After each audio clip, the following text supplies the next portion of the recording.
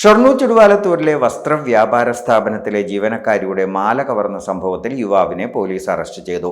Mannarkkad Kanjirappuzha Devaswom തൊഴിയിൽ Akhil ജോസഫിനെയാണ് police പിടികൂടിയത്. കഴിഞ്ഞ വ്യാഴാഴ്ച ഉച്ചയോടെ വസ്ത്രവ്യാപാര സ്ഥാപനത്തിൽ ഷർട്ടെടുക്കാനെന്ന വ്യാജേനയെത്തി ജീവനക്കാരി പൈങ്കുളം പുത്തൻ വീട്ടിൽ മഞ്ജുഷയുടെ 1 പവൻ മാല കവർന്ന് രക്ഷപ്പെടുകയായിരുന്നു.